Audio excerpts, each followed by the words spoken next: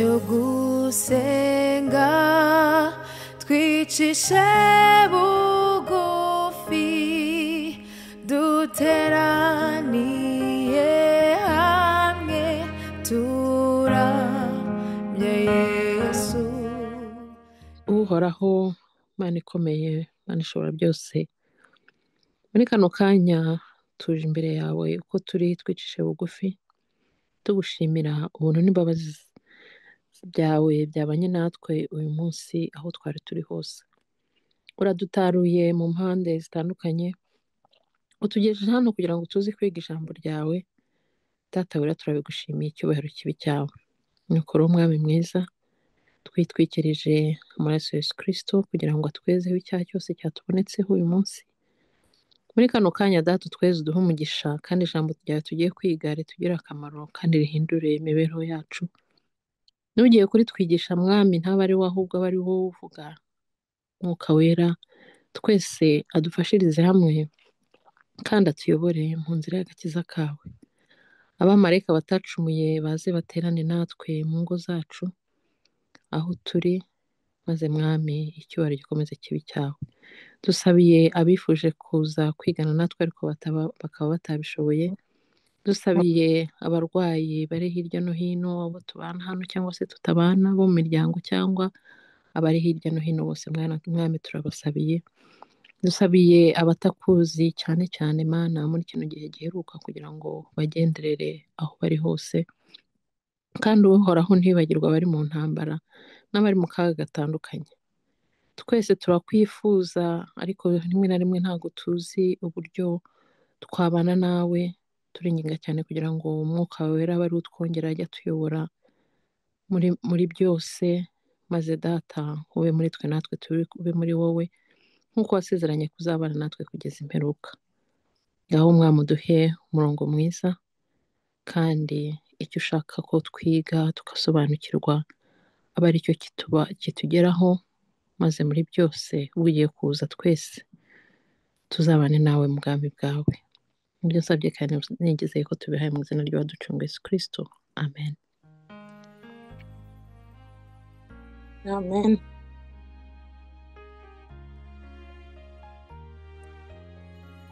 Murakoze cyane, urakoze Noella, urakoze kandi Diane n'abana na famiye.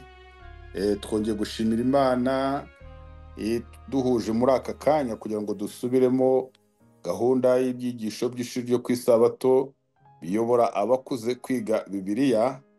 Uyu munsi rero tukaba tugiye kureba ingingo ivuga ngo inzitwazo enye.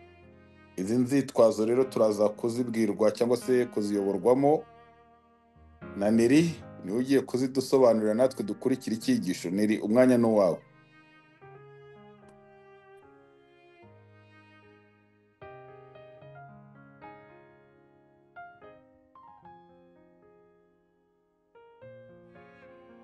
Ese Neri, uratwumva? Yego turakumva. Okay. Njye ntabwo nabumvaga neza ariko ubu ndabumvise. Murakoze cyane abambanjije mwese, reka mbashimire, Imana ibaha umugisha. Tugiye rero kurebera hamwe icyigisho cy'uyu munsi, icyigisho kimwe mu byigisho by'iki cyumweru, aho dufite icyigisho kivuga ngo igihuru cyaka umuriro. Aho icyigisho cy'iki cyumweru twabonye ko kiboneka gishingiye mu kuva Yoweri n'itangiriro. Amasomo menshi atandukanye twayarebeye hamwe muri introduction, kandi na buri munsi tugera tuyareba, turi dukomeza twige turimbure Imana ijya irushaho kugenda idusobanurira. Icyo kwibuka cy'iki cyumweru kivuga ngo Uwiteka aramubwira ati, ni ukuri mbonye kubabara k'ubwoko bwanjye buri muri Egiputa. Numvise gutaka batakishwa n'ababakoresha uburetwa, kuko nzi imibabaro yabo, kandi namanuwe no kubakiza, mbakure mu maboko y'Abanyegiputa, mbakure muri icyo gihugu, mbajyane mu gihugu cyiza kigari cy'amata n'ubuki. Ibyo tubibona mu Kuva 3:7-8. Ahangaha pasiteri abidusobanuriye ku buryo bwimbitse, adusobanurira n'icyo gihugu uko cyari giteye, adusobanurira uko ayo mata n'ubuki icyo byari bisobanuye n'uko byari bikoze byose turabizi. Abatarabashije kuhaba cyangwa batabashije kugikurikira bashobora kujya kuri YouTube bakagisanga icyo cyigisho muri introduction byose birimwo. No muri iki na hano ku rubuga rwacu naho icyo cyigisho kiba gihari buri munsi, twajya tugenda tubisubiramo. Mureke dukomeje turebe dusubize amaso inyuma turebe icyigisho cy'ejo. Icyigisho cy'ejo cyatubwiraga izina ry'Uwiteka. Twabashije gusobanukirwa ku buryo bwimbitse amazina y'Uwiteka n'izina ry'Uwiteka, impamvu Mose yifuzaga kumenya izina ry'Uwiteka n'icyatumaga agumya abaza ashaka kumenya neza kugira ngo azabone icyo abwira Abisirayeli. Twabonye ko ari ukugira ngo azabashe kubasobanurira kugira ngo atazavuga ko ari we yibwiye kandi ari Uwiteka wamubonekeye, batazavuga ati ntabwo ari we wibonekeye. Uwiteka aramubwira tuzababwira uti ni ndiho, akazabasobanurira mu buryo butandukanye. Twabonye n'icyigisho cyo kuwa kabiri cyavuga ngo marayika w'Uwiteka. Twabonye ko marayika w'Uwiteka ari Yesu ubwe. Yesu ari we marayika avugaga muri iki cyigisho, ari we wabonekeye Mose akamuha ubutumwa. Ku wa mbere naho twabonye icyigisho nyine iki ngiki cyavugaga ngo igihuru cyaka umuriro. Iki gihuru cyaka umuriro nicyo Mose yari ahagaze hafi y'Uwiteka amubonekeramo. Yesu amubonekeramo aramubwira ati kwetura inkweto zawe kuko uhagaze ari ahera. Yari ahera aho Uwiteka ari, aho Yesu ari haba ari ahera. Rero yabashije gusobanukirwa aba ari naho ahererwa ubutumwa. Uyu munsi rero tugiye kurebera hamwe icyigisho kivuga ngo inzitwazo enye.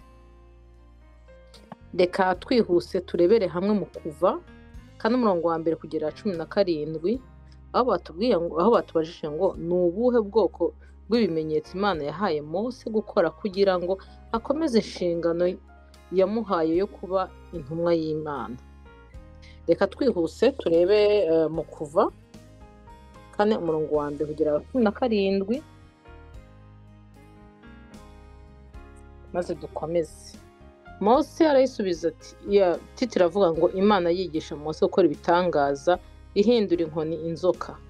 Mose arayisubiza ati ariko ntibazanyemera, ntibazanyumvira kuko bazambwira bati Uwiteka ntiyakubonekeye.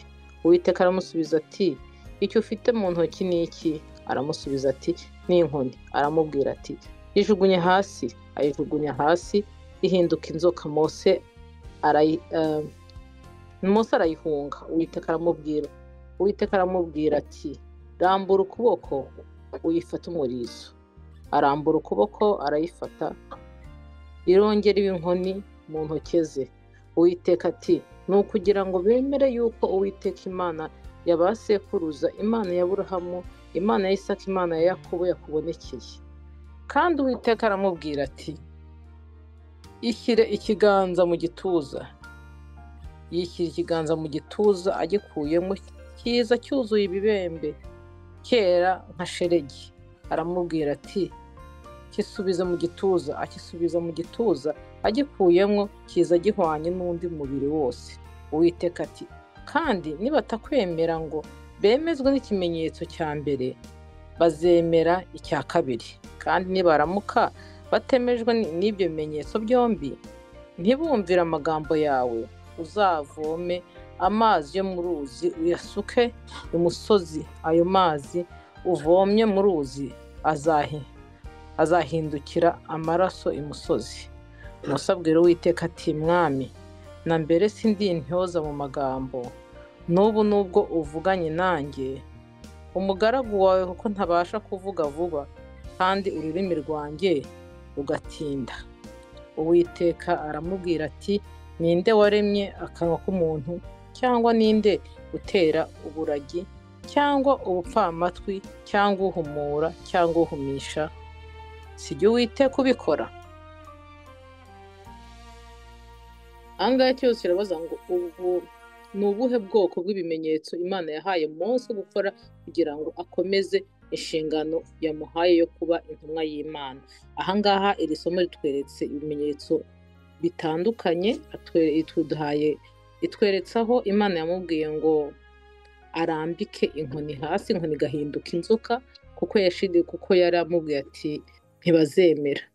Imana ishobora gukoresha ibintu byinshi bitandukanye kugira ngo twiyereke, kandi iyo iguhaye ubutumwa ni uko ibizi yuko iri kumwe nawe, ibizi n'uburyo uzabisohoza. Yamubwiye ati rambika inkoni, inkoni ihinduka inzoka, ati bazemerwanizwa n'icyo. Nibatacyemera, yamubwiye ati rambika ikiganza cyawe mu gituza. Arambika ikiganza cye mu gituza, agikuyemo ngo kiza cyuzuye ibibembe kera nka shelegi. Shelegi ntabwo tuyizi, ariko nibaza ko twavuga ati yera, cyavuyemo kera nka neje. Ni neje, yes, ni neje. Kivamo kera nka neje. Ati bazemezwa n'icyo, bazabyemera. Nibatemera, uzava mu mazi y'uruzi uyasuke imusozi, azahinduka amaraso. Ibyo byose kwari ukugira ngo Imana imwumvishe ko niyo imutumye.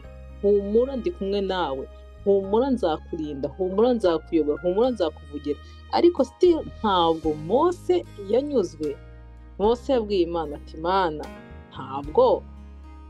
ntabwo ndi intyoza mu kuvuga, kuko hari ibitabo bindi batubwira ko Mose ngo yaragigimizaga, ntiyari azi kuvuga neza.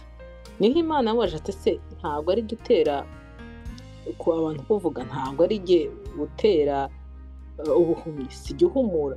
Ibintu byose biri mu kiganza cy'Uwiteka.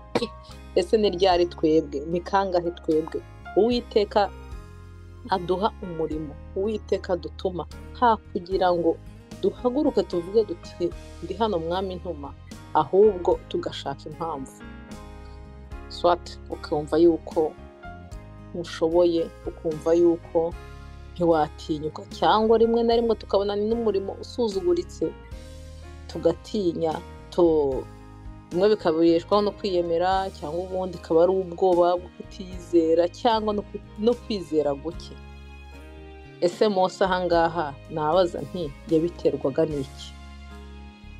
Ese Mose nsoma iki cyigisho natekereje, ese ntabwo yaba yarasubizaga amaso inyuma akibuka uko yavuye mu Egiputa, akaba yarananiwe kubwira Imana ati hoya Mana simbishaka, hoya Mana sindi bujyeyo, nasize nkoze y'amahano, nasize navuyeyo mpigwa. Akaba wenda aricyo cyamutinyishaga, akaba yaraze gutinyuka ngo abibwire Uwiteka.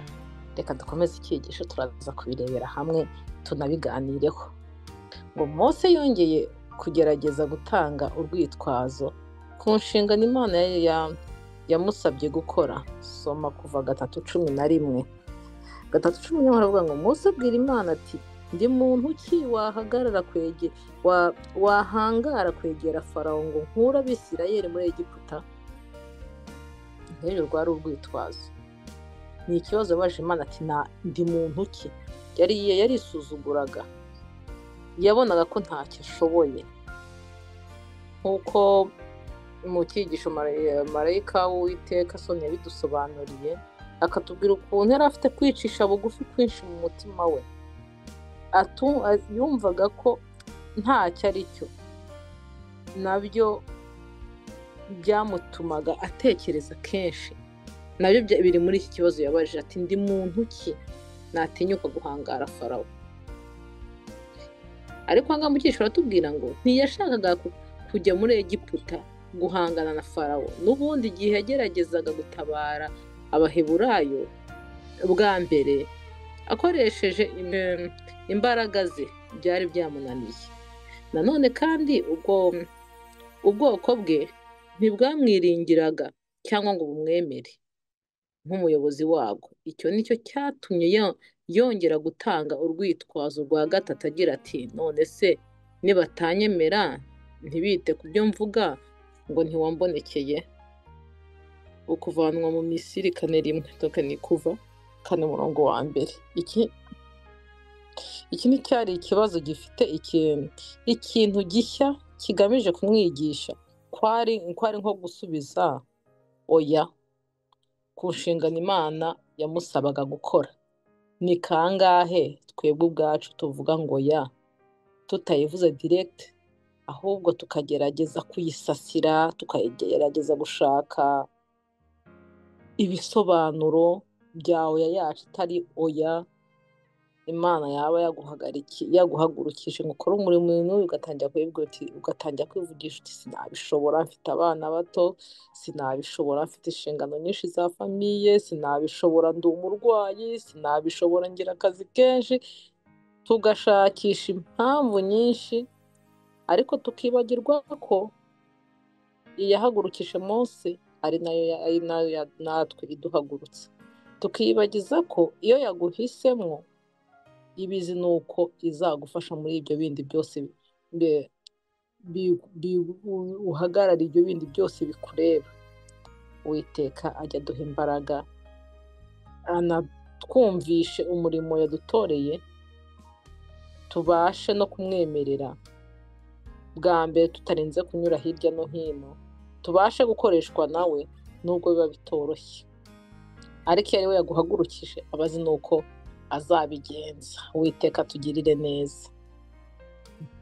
Dukomeje ngo Mose yahawe ibimenyetso bibiri by'igitangaza yagombaga gukorera imbere y'abakuru b'Abisirayeli, na nyuma yaho akabikorera imbere ya Farawo.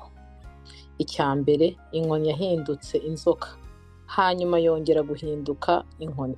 Icya kabiri, ikiganza cye cyazuyeho ibibembe, ariko ako kanya kigahita gikira. Ibyo bitangaza byombi byagombaga kwemeza abakuru b'Abisirayeli ko hari icyo Imana iri kubakorera. Ariko igitangaza cya gatatu cyo guhindura amazi amaraso nacyo cyongeweho kugira ngo nibetemezwa n'ibimenyetso bibiri bibanza bazemezwe n'icyo cya gatatu. Kuva 8. Ibi ngibi ntabwo ari ku bwa Mose gusa, n'uyu munsi natwe hari igihe dusaba Imana ibimenyetso, Imana ikaduha iki, ikongera kiriya, tukabona iki, tukabona kiriya, ariko tugashaka yuko hari n'ikindi extra kibaho kugira ngo twemere ko ari Imana yavuze, twemere ko ari Imana yakoze. Tugashaka kubona ibimenyetso bifatika kugira ngo tubashe kwemera. Aba bakuru b'Abisirayeli si uko Mose batari bamuzi, bari bamuzi, ariko ntibamwemeraga, kuko n'ubwa mbere yagerageje kubakiza ubwo barwanaga,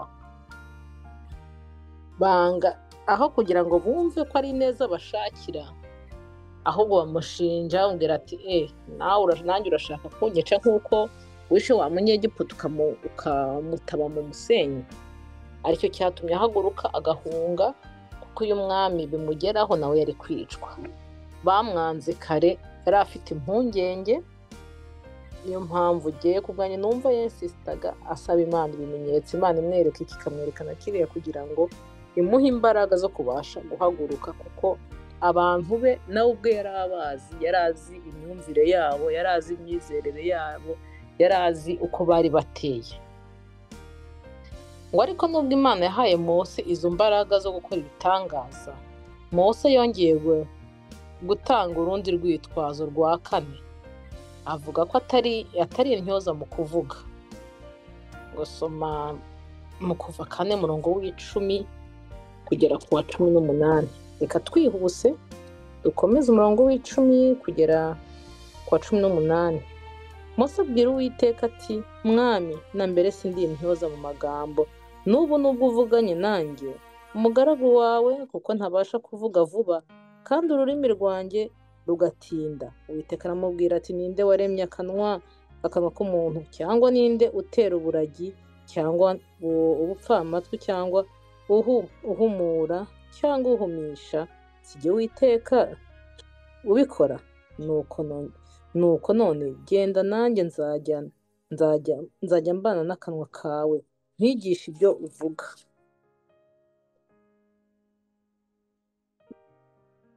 Umurongo 13 aramusubiza ati, Mwami, ndakwinginze tuma uwo ushaka gutuma.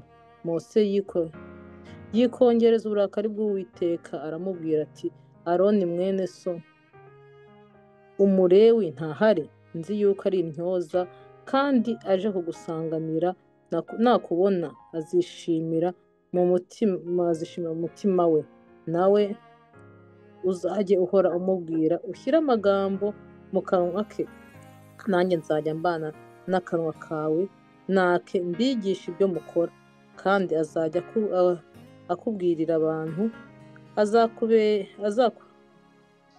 azakubera akanwa, nawe uzamubera nk'Imana, kandi uzajye witwaza iyo nkoni, niyo uzakoresha bya bimenyetso.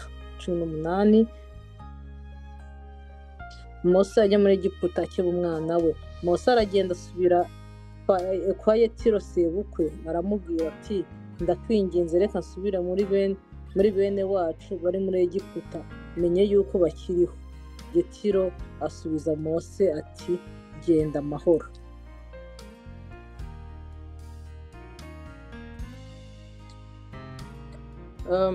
Ngo ni buryo ki Uwiteka asubiza Mose, kandi ni ayahe masomo tubasha kubyigiramo natwe ubwacu mu gihe icyo ari cyo cyose twizera ko Imana iduhamagarira.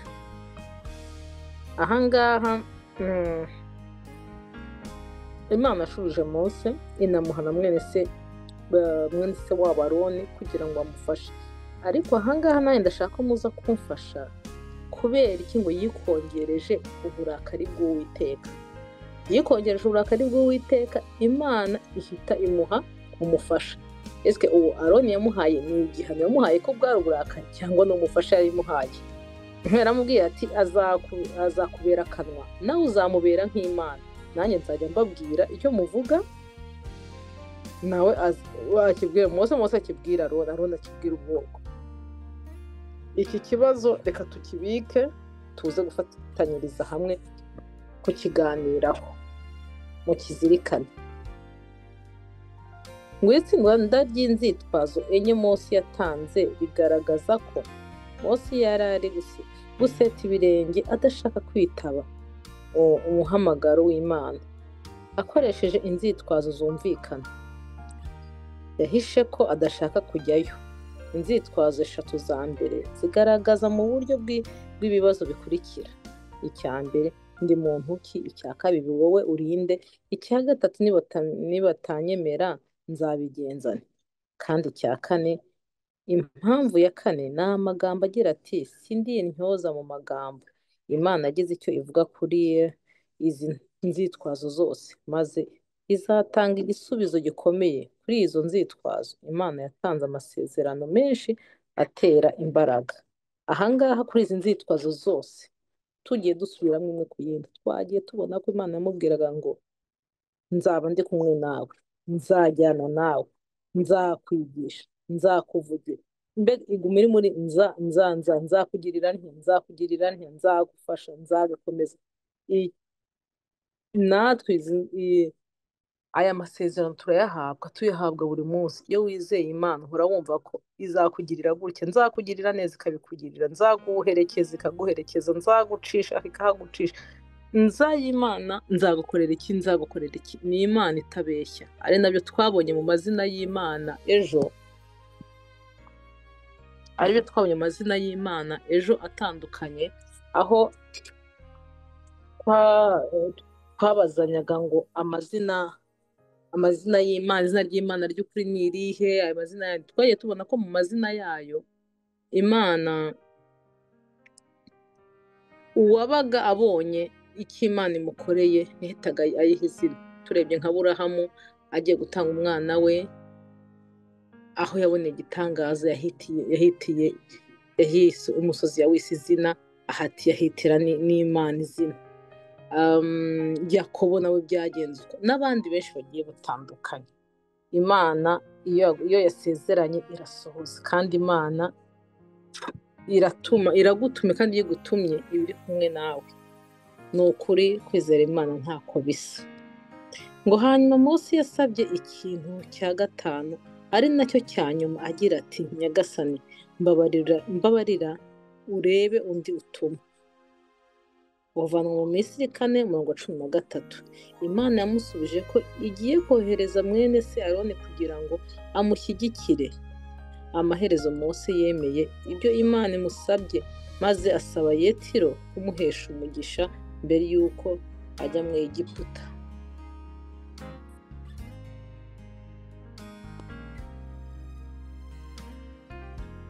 Ahangaha kuri aka gasubi ka nyuma ngo amaherezo Mose yemeye ibyo Imana imusabye, maze asaba Yetiro kumuhesha umugisha mbere y'uko ajya mu Egiputa.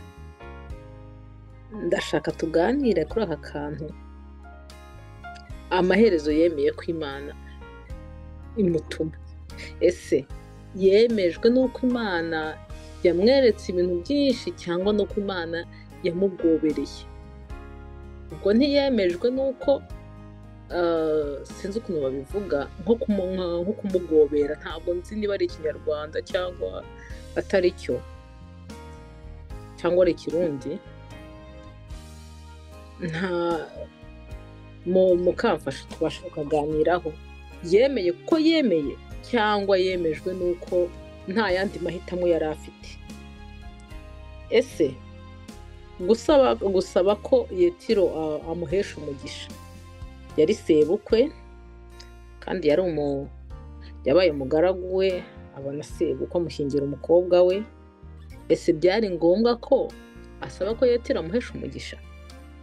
Ese byari ngombwa ko Yetiro ko asezera Yetiro ko yari agiye mu butumwa bw'Imana, kandi ntaho tubona ko Imana yamubwiye ngo genda usezere Yetiro?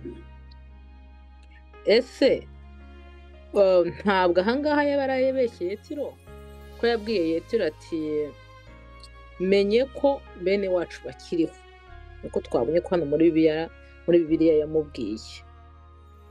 Yetiro akamubwira ati ngaho genda ugende amahoro. None se igihe cyose Mose yari kwa Yetiro, ntabwo yari azi ko bene wabo bari bakiriho?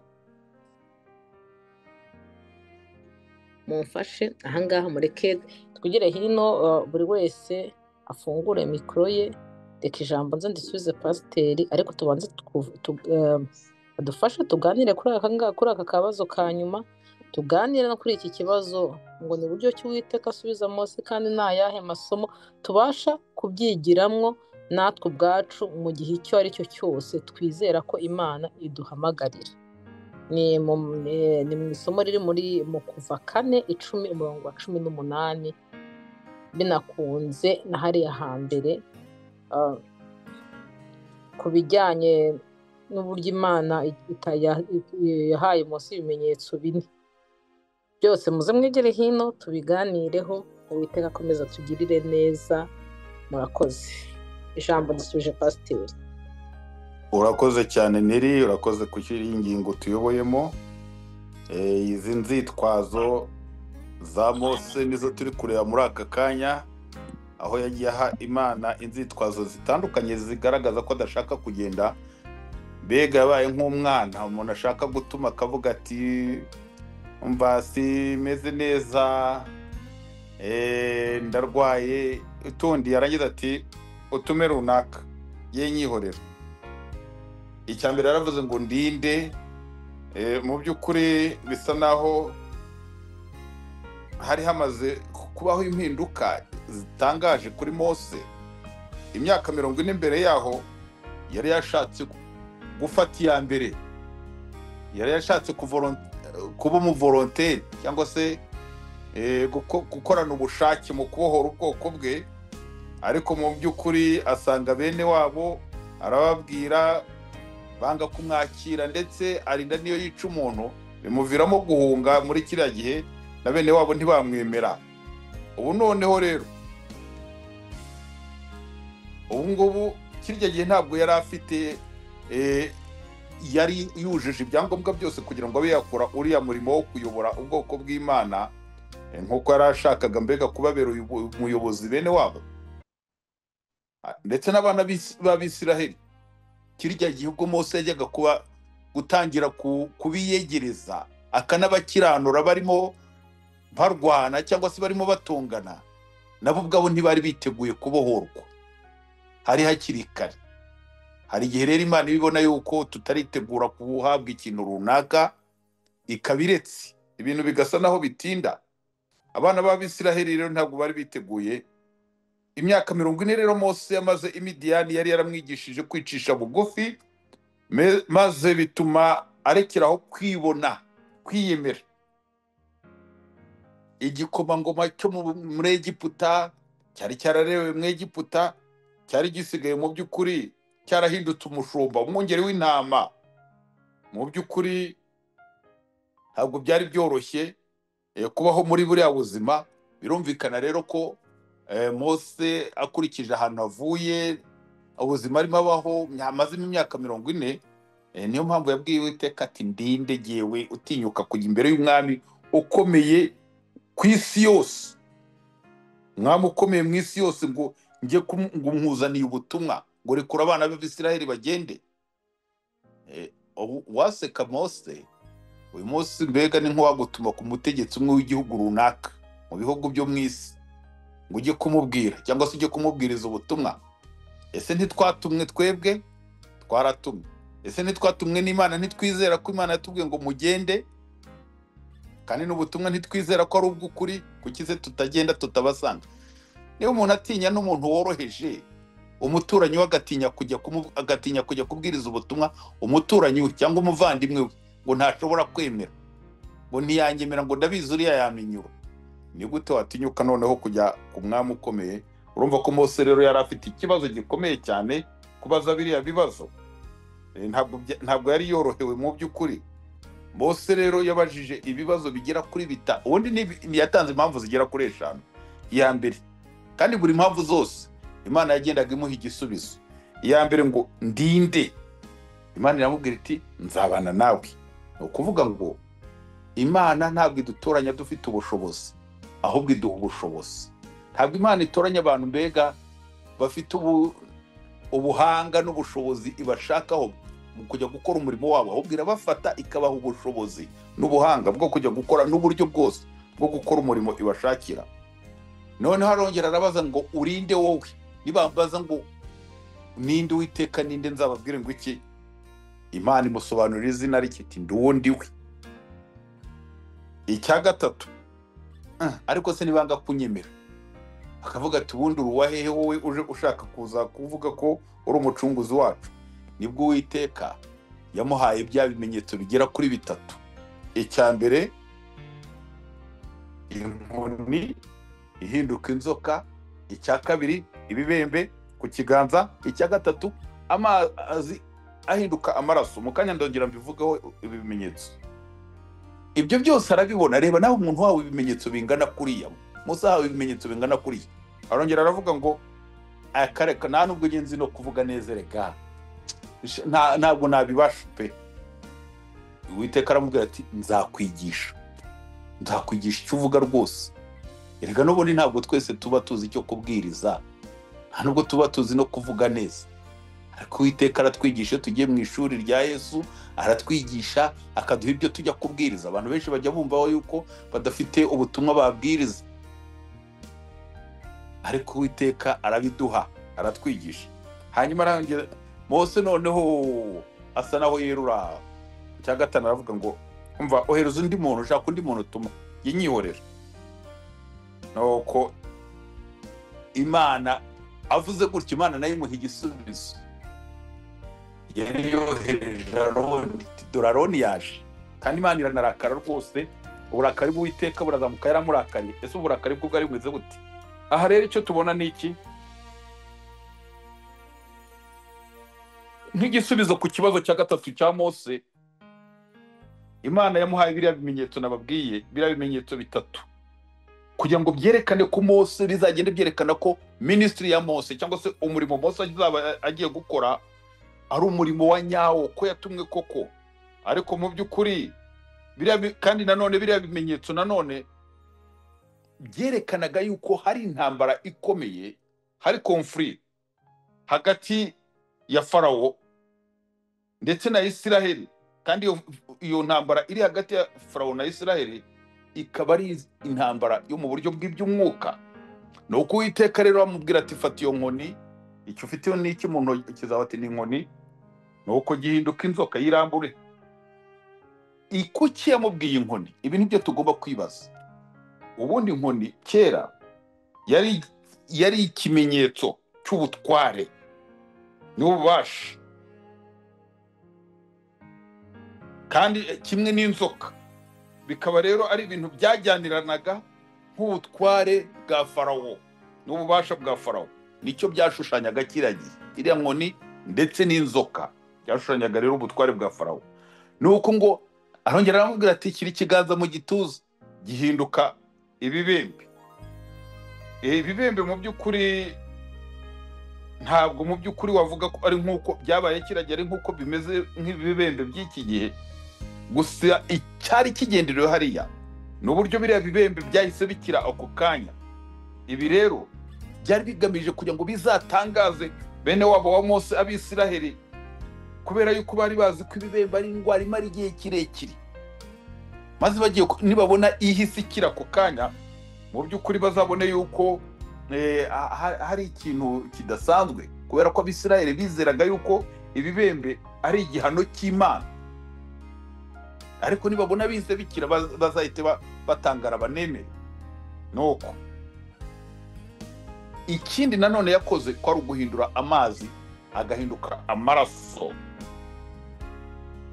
Mu by'ukuri kiriya kimenyetso cyashushanyaga icyago cya mbere kizaba ku Banyegiputa. Murabyibuka muri bya byago 10 Imana yateje Abanyegiputa, amazi yahindutse amaraso. Mu mitekerereze y'Abanyegiputa bizeraga yuko Nili, uruzi rwa Nili n'amazi yabo mu by'ukuri ari amazi yahawe umugisha, ndetse mu by'ukuri yuko ari nayo soko y'ubuzima bwose, ko nta kindi kintu gishobora kubaho kitanyweye Nili, ko Nili ariyo soko y'ubuzima bwose bwo ku isi. Ndetse Nili baranayisengaga, bayifataga nk'Imana. Noneho kubona amazi yayo yahindutse amaraso rero byari ibintu bitangaje bidasanzwe byari kuba bibayeho. Ibimenyetso, kuki Imana yatanze ibimenyetso kiriya gihe? Kubera ko ibimenyetso byari ibintu bimenyerewe gukoreshwa kiriya gihe kugira ngo byerekane ububasha, kandi bitera umuntu imbaraga, bimutera umwete wo gufata icyemezo, cyangwa se bimutere kwizera, bitume bishyigikire kwizera kwe. Ngicyo rero ibyo byari bigambiriye. Icyo byari bigendera ahanini rero, ahanini ko ari ukugira ngo abana ba Isiraheli bazemere maze bayoboke ubutware bwa Mose ko Imana yamutoranyije. Ariko se barabyakiriye? Ikindi tubona hariya nuko Mose noneho yemeye kwicisha bugufi, yemera kugenda kubera ko yahawe umuntu umusemuzi.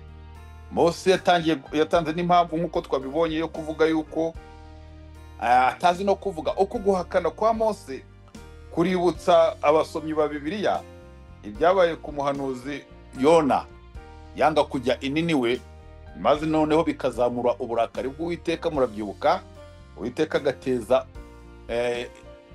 umuhengeri mu maso. Murabyibuka uko byagenze. Ariko mu by'ukuri aho kugira ngo Imana imuhanire kuri kwanga kugenda kwe, Imana yagiye imuha ikindi kimenyetso cy'ubuntu bwayo. Yamuhaye Aroni, yamubwira ati Aroni nguyu yaraje. Nubwo uvuze ngo nishaka undi ntuma, ariko Aroni nguyu ari mu nzira, aje kugufasha kugira ngo agushyigikire kandi agutere umwete. Uwiteka rero buri gihe cyose agenda adushyigikira. Ntabwo iyo dukoze amakosa cyangwa tugeze amahitamo mabi ahita dutererana rwose. Ngo uburakari bwe mu by'ukuri hariya baravuga ngo azamura uburakari bw'Uwiteka. Ntabwo uburakari bw'Imana ari nk'uburakari bwatoya, ntabwo ntitubyumve gutyo. Ubu burakari bugenda buhitana ibintu byose bushaka guhutiraho, oya, ahubwo ni ubuntu bw'Imana. Imana ibishaka kugarura umuntu mu nzira. Ikikwereka ko atari uburakari nk'ubwacu nuko yahise imubwira iti dore Aroni yaje. Nubwo uri gushaka kwanga rwose birambabaje, ariko nguriya Aroni aje kugufasha. Uko ni nako byagenze rero no kuri Yona. Murabyibuka yuko Imana yamufashije akaba mu burakari bwayo, imubesha mu nda y'ifi, amaramo iminsi 3 n'amajoro 3 yose. Ngira ngo ibyo murabyibuka. Mose rero icyakurikiyeho abonye ibyo byose, abonye Aroni Imana imuzanye kandi nta impamvu zahise zishira, yemera kugenda. Arangije ajya kubibwira sebukwe Yetiro, hanyuma yitegura gusubira mu Egiputa. Impamvu wabajije uti kuki yagombaga kujya kumusezeraho cyangwa se Yetiro amuha umugisha, mwibuke ko Yetiro yari umutambyi, yari umutambyi w'Imana yo mu ijuru, umutambyi w'Imidiyani, yagombaga kumuhesha umugisha. Ibi ni ibintu abantu ba kera bubahirizaga cyane, gutanga umugisha, kumusengera, kumubwira amagambo meza. Ikindi kandi Mose yari agiye yasize umugore ndetse n'abana, birumvikana rero ko kandi abasize kwa sebukwe, byari ngombwa rero ko mu by'ukuri amusezeraho akamumenyesha ko agiye na misiyo agiyemo uko imeze. Murakoze cyane, ndumva ari ibyo ngibyo nakongeraho, za komantere nakongeraho, n'abandi mwagira icyo muvuga, umwanya n'uwanyu.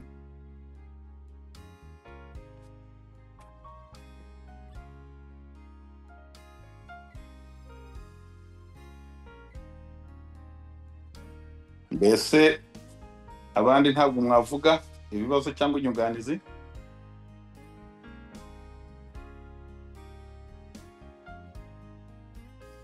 hari akantu gato ngira ngo mvuge. Mose wibuke ko yari yaraminuje cyane, ategurirwa gutegeka igihugu gikomeye. Noneho agiye kwibona, yibona aragiye intama, ndetse arabikunda, aranabimenyera, ndetse amenya ko ubuzima bwe ari ubwo, amasaziro ye arayo. Noneho ahamagawe n'Imana ngo yongere gutera intambwe yo kuba umutware, yo kuba umuyobozi, akibaza niba yabishobora. Intege nke mbese ariko birimo ubwenge. Wibuke ko Salomo yasabye Imana imubwiye ngo nsaba icyo ushaka, ntabwo yayisabye icyubahiro, yayisabye ubwenge kugira ngo ashobore gutegeka ishyanga rya Isirayeli, kuko yari aritinyaga. Iryo shyanga rero Salomo yatinye ni naryo Mose yatinye. Nzababwira ngo urinde. Noneho agira impungenge, nibwo yakomeje kubuhanya, yumva atiyizeye, ariko birimo ubwenge, kuko umuntu w'umunyabwenge ntabwo agenda yishyira hejuru. Ndetse n'umuntu w'umunyabushobozi, umuntu w'ibigufu wakora akagutera ingumu ukagwa, ntabwo yenderanye. Niyo mpamvu rero yagendaga yicisha bugufi, kandi ibyo numva bikwiriye umuntu wese kutiyemera. Nzabishobora, nzabikora, muzambona. Oya, Mose yicishaga bugufi.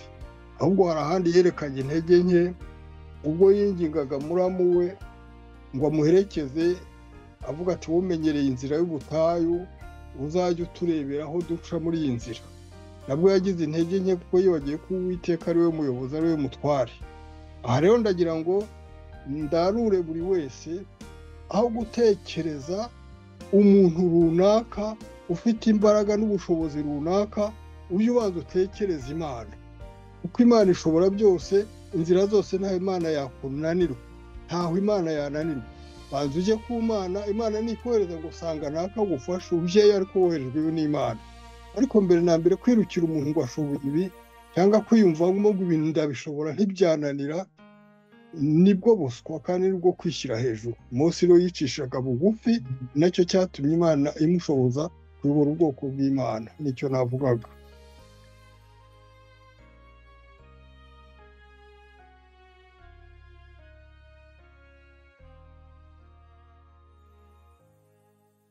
Arakoze cyane muzehe, arakoze kubw'iyo nyunganizi nziza. Mbese nta wundi wagira icyo atubwira?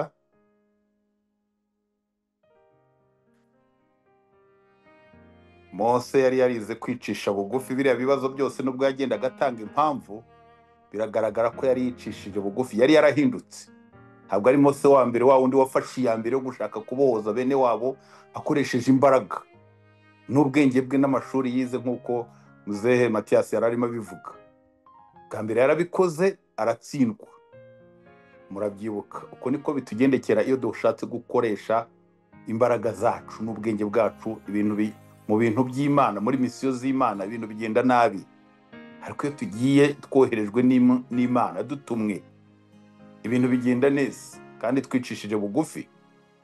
Mugereranye Mose na Gihasi, abantu bagiye bijyana, mbega mu by'ukuri bagenda bwangwa ako kanya, nta guca bugufi uko byabagendekeye. Muribuka Gihasi Elisa amuha inkoni ngo genda uyirambure ku mwana, wa mwana w'umupfakazi wari wapfuye arahita azuka.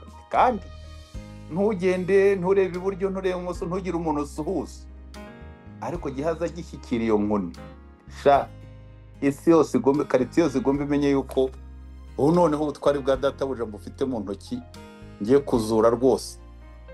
Abagenda asuhuza abahisi n'abagenzi bamubwira bati Gehazi amakuru ati umva ngiye kuzura umuntu ariko ntabwo ntinze, mfite misiyo yihuta. Agenda byamamaza hose, agezeyo arambuye inkoni ku mwana, ayimukojeje umwana ntiyazuka. Kubera iki?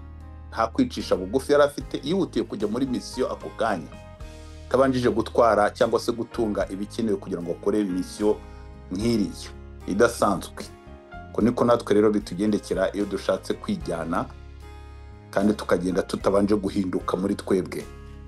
Habaye nta wundi wagira icyo avuga, rero twasoreza aha ngaha dushimira Neri wadufashije mu cyigisho cyacu cy'uyu munsi. Ubwo rero tukazasubira mu ngingo y'ejo. Reka dusabe Julienne niba twumva adusengere hanyuma dusoze. Julienne uratwumva?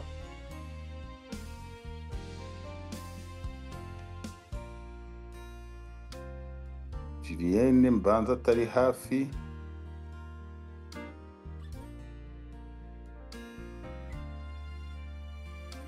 Julienne ashobora kuba atari ko twumva. Reka dusabe Epiphanie adusengere hanyuma niba watwumva. Epiphanie uratwumva?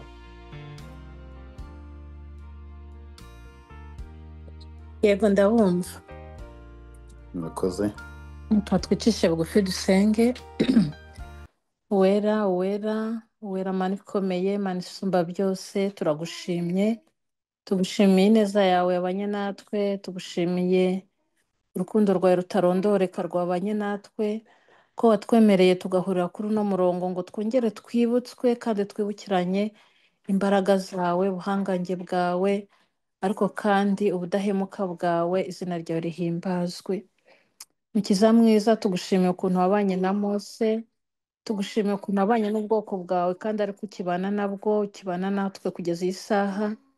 Turakwinginze rero kugira ngo iri jambo ryawe twongeye kwibutswa ryongere ritubere imbaraga, ryongere ritubere inkomezi, ryongere ritwibutse kuri Imana idushoboza kandi uri Imana isezerana igasohoza, maze bidutere umwete wo kukubaha, kukumvira ndetse no kukwambaza. Turinde kwishyira hejuru, uturinde kumva ko hari icyo turi cyo, ahubwo ducishwe bugufi, izina ryawe riba ryo rizamurwa. Bana natwe, nsabye umugisha mwene data Neri watwigishije, umuhe umugisha n'umuryango we wose, uhe umugisha umuntu wese wabashije kuboneka, ndetse n'abatabibashije babyifuzaga, ubahe umugisha Mana. Kandi umunsi w'ejo uzongera utwemerere twongere guteranira hano dufite inzara n'inyota byo kumva ndetse no kumvira ijambo ryawe. Bana natwe rero, bana na buri wese, nibutsa abarwayi bari hagati muri twe kugira ngo buri umwe wese aho ababara ugende umukoreho, kuko uri Imana ikomeye. Ufite intege nkeya umwongera imbaraga, kandi nibutse abafite umuhamagaro bakirwana nawo kugira ngo ubegere, ubibutse kuri Imana idushoboza, kandi Imana uzabana nabo. Tugire neza muri byose. Ntabwo nakwirengagiza gusengera abayobozi b'itorero ryacu, gushimira umuyobozi waduhaye. Ndamwingingiye kugira ngo uzabane nawe nk'uko wabanye na Mose, maze azasohoza ubwoko bwawe ku cyo wifuza ko bugeraho. Kandi abayobozi bari hagati yacu muri twe nabo ndabasengeye kugira ngo wongere ubongerere amavuta mu mperezo, wongere ubongerere umuhate ndetse n'umwete, wongere bagukorere. Nsengeye Pasiteri Ruhangara riri kuri hagati muri twe, uhora utwifuza, uhora udufasha, uhora urwana ishyaka ku bw'umurimo wawe kugira ngo tuze twige ibi byigisho bitubashisha gukura mu ijambo ryawe. Muhe umugisha n'umuryango we, kandi Imana nziza umubashishe kandi umubashe kutazagwa isari, maze ubwo uzagaruka gutwara itorero ryawe uzasange nawe akwiteguye. Mana na buri wese rero, abagiye kuruhuka urarane natwe, abari ku manywa nabo bagirire neza, babashishe kuguhesha icyubahiro mu mirimo yabo, nawe ubwo ubemerera kongera kuruhuka bashima izina ryawe. Tugire neza muri byose, umunsi w'ejo uzatwemere twongera guhura imbere yawe tutishwe n'ibyaha, ahubwo tuguhimbaza ku bwa Yesu. Urakoze, amen. amen amen. Murakoze cyane Epifani, amen. murakoze mwese. Turasoje rero na hejo, mu ngingo y'ejo, aho tuzaba turi kumwe na Claudine. Ijoro ryiza mwese. n'igihe cyo gusenga twicishe bugufi dutera